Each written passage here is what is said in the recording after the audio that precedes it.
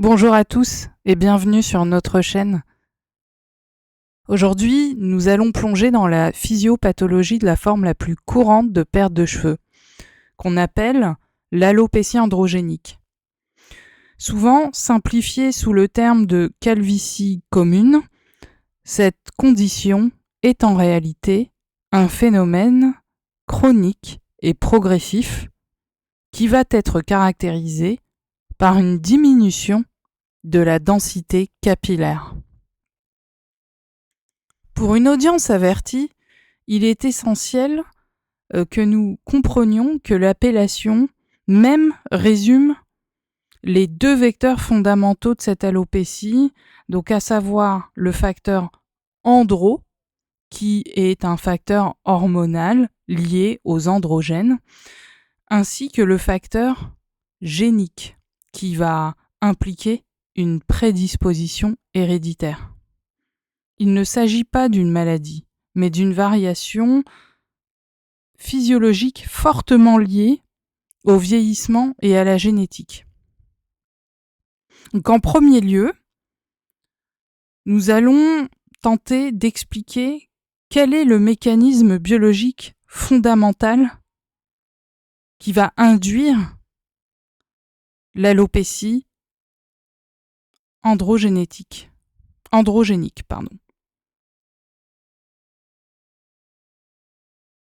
Quel que soit le sexe de la personne, le moteur biologique central de l'alopécie androgénique reste la miniaturisation folliculaire.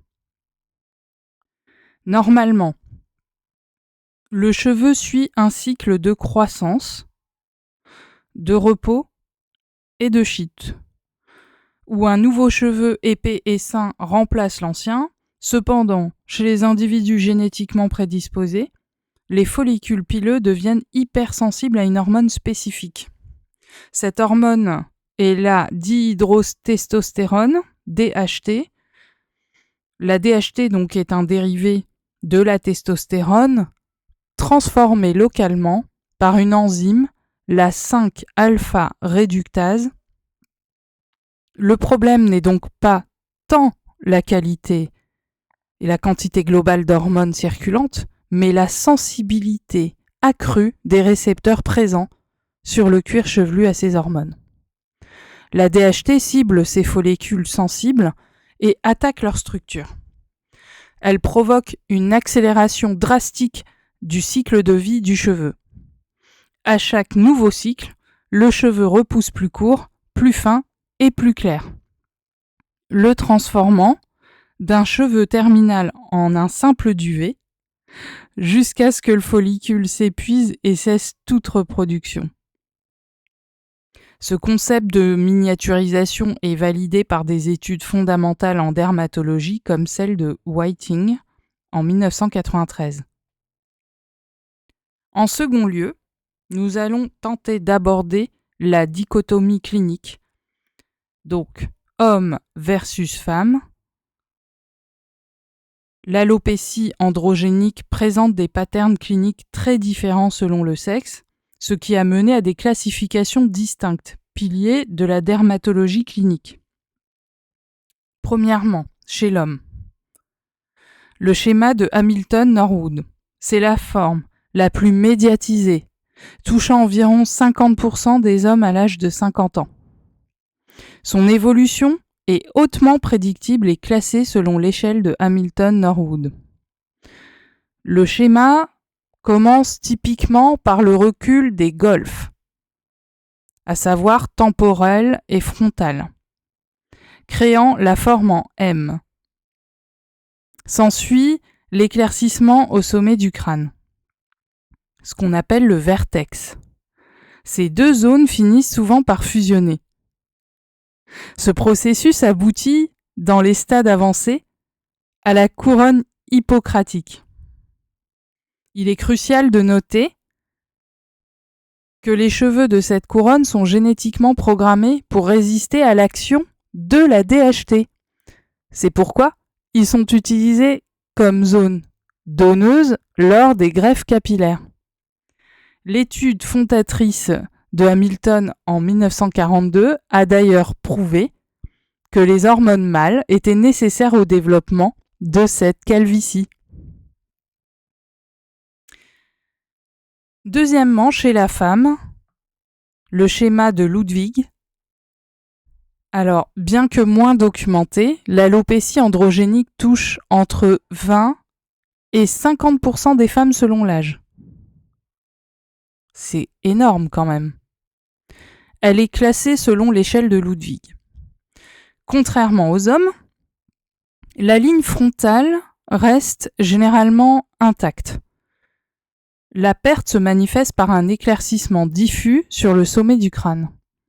Le signe clinique le plus révélateur est l'élargissement progressif de la raie centrale, décrit parfois comme le signe de l'arbre de Noël. Une calvitie totale est très rare chez la femme. Chez la femme, les déséquilibres hormonaux agissent souvent comme des déclencheurs. La chute des œstrogènes, qui sont des protecteurs du cheveu, mais pas que du cheveu, laissant les androgènes jouer leur rôle, notamment après la ménopause. Des conditions comme le syndrome des ovaires polykystiques, SOPK, qui augmentent les androgènes, ou même des carences en fer, notamment la ferritine, peuvent imiter ou aggraver l'alopécie androgénique féminine. Donc en troisième lieu, quelles sont les prises en charge scientifiques actuelles en lien avec cette alopécie androgénique? Bien que l'alopécie androgénique soit physiologique, la souffrance psychologique qu'elle engendre est significative. La prise en charge doit toujours être précédée d'une consultation dermatologique pour écarter d'autres diagnostics tels que les carences thyroïdiennes ou en ferritine, particulièrement chez la femme. Les solutions actuelles sont encadrées par des directives cliniques rigoureuses, notamment le consensus européen S3, selon Canty et al. 2018. Les traitements validés scientifiquement incluent 1. Le minoxidil, qui est appliqué localement, topique, il stimule la repousse et améliore la vascularisation du follicule, étant utilisé chez les hommes et les femmes. 2. La minastéride, administrée par voie orale. Son action principale bloquer l'enzyme 5-alpha-réductase réduisant la production de DHT. Elle est généralement réservée aux hommes en raison de ses implications hormonales. 3. La greffe capillaire, donc, qui me semble d'une violence inouïe. Donc, cette technique chirurgicale consiste à prélever des follicules dans la zone résistante, la couronne hippocratique, pour les réimplanter dans les zones dégarnies. Ces 3 approches constituent la base des protocoles de soins qui sont validés en Europe. Il faut le savoir.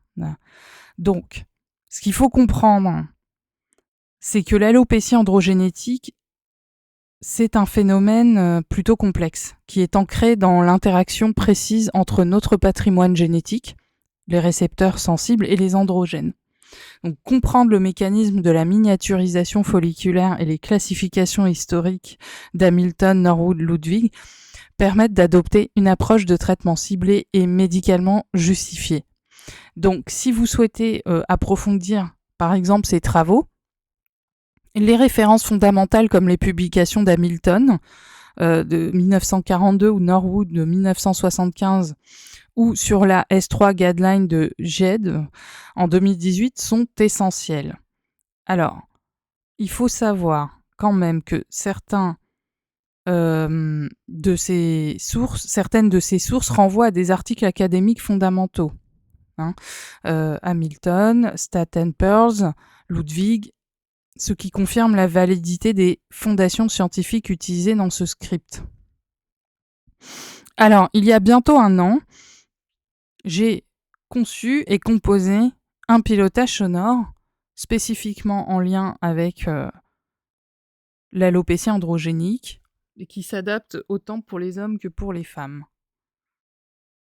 Donc ce pilotage sonore est basé sur un objectif, résorber son alopécie androgénique. Et si la perte de cheveux n'était pas seulement une affaire de génétique, mais aussi d'information, puisque dans l'univers de Grigory Grabovoy, tout est information. Et quand un problème survient, quel qu'il soit, c'est une erreur dans l'information. C'est un bug, en fait. Et dans les enseignements de Grabovoy, on va s'employer à réinitialiser le système, un petit peu comme comme si on réinitialisait un appareil aux paramètres d'usine. Nous, on est tous dotés de ces paramètres usine qui sont tels que Dieu nous a créés, c'est-à-dire parfaitement à la norme. Et donc, pour résoudre ces bugs-là, on va réinitialiser le système. Pour réinitialiser le système, on va pratiquer ce qu'on appelle les contrôles qui existent à travers un certain nombre de méthodes différentes. Voilà. Et donc, on a parmi tant d'autres l'usage des méthodes par les séquences numériques qui sont comme des prières de précision mathématique. On avait déjà évoqué ce sujet ensemble. Et donc, j'ai inventé une technologie sonore fondée sur ces principes. Une technologie sonore qui se veut être mélodique le plus possible et qui permet de piloter, de contrôler la réalité de manière quasi passive. À partir de là, il faut accepter d'au moins appuyer sur le bouton play pour ce faire. Donc je vais vous présenter le pilotage sonore spécifique qui a été conçu pour accompagner les personnes touchées par l'alopécie androgénique, qu'on appelle aussi calvitie ou psillosis. Et donc ce pilotage s'intitule « Résorber mon alopécie androgénique ». Donc pour cela, on va essayer de comprendre autrement l'alopécie androgénique. C'est que c'est un problème qui est souvent expliqué par des facteurs hormonaux, du stress chronique, des carences, des déséquilibres immunitaires et encore des agressions chimiques et environnementales notamment. Donc, derrière ces manifestations visibles, il existe aussi une désorganisation du champ informationnel de l'organisme au niveau des follicules pileux, de la kératine, de l'ADN, du système immunitaire et des glandes à sécrétion interne. Donc c'est précisément là que ce pilotage sonore intervient. Donc à quoi sert ce pilotage sonore concrètement ? Ce pilotage sonore agit comme un support de normalisation du champ informationnel en accompagnement global, personnel et conscient. Donc il va être construit autour de normalisations ciblées pour l'organisme humain comme un tout unique, puisque le corps humain est monolithique, il est indestructible par définition.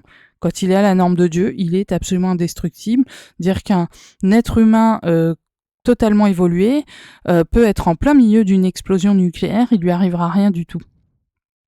Pour que vous compreniez ce principe de base. L'alopécie et la perte de cheveux, bien évidemment, les follicules pileux, la kératine, le stress, l'androgénie, l'ADN, le système immunitaire, les glandes à sécrétion interne, la protection contre les effets chimiques, la neutralisation des environnements chimiques et certaines atteintes cutanées comme la toxicodermie par exemple. Alors, ce pilotage sonore, il va inclure également des axes informationnels liés à la vitamine D, la biotine, la vitamine B12, le zinc et la ferritine justement. Alors, ce travail va s'appuyer sur les normalisations issues des travaux de Grigory Petrovitch Grabovoy entre 1999 et 2003. On va intégrer ici dans une approche sonore structurée, accessible et respectueuse du cadre personnel de chacun. Donc, je rappelle à juste titre qu'il ne s'agit pas d'un traitement médical ni d'une promesse de guérison, mais d'un outil d'accompagnement informationnel destiné à soutenir un processus global de rééquilibrage.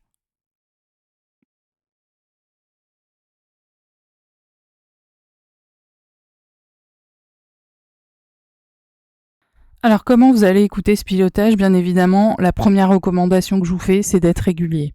Parce que les résultats, on en a obtenu déjà sur des temps assez courts, l'espace de quelques semaines. Je vous renvoie aux témoignages qui avaient été faits à ce sujet. Cependant, l'écoute régulière est très importante.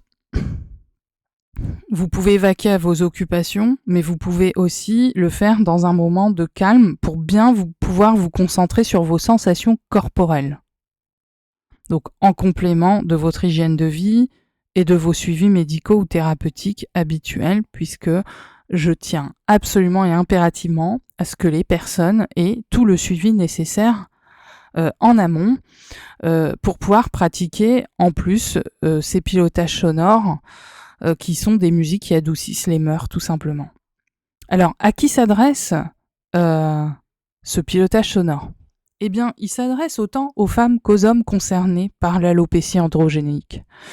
Il s'adresse aussi à celles et ceux qui ressentent un lien entre le stress, les hormones et la chute de cheveux. Il va aussi s'intéresser aux personnes qui vont être ouvertes à une approche globale, informationnelle et consciente. Vos cheveux font partie de votre identité, mais surtout de votre relation à vous-même. Ce pilotage sonore est une invitation à réinformer, à apaiser et à accompagner un processus qui dépasse largement l'apparence. Si ce pilotage résonne pour vous, vous trouverez toutes les informations en description. Je vous remercie beaucoup pour votre écoute. Prenez soin de vous et de votre champ informationnel de sorte qu'il soit à la norme. Alors je vous embrasse et je vous dis à très bientôt.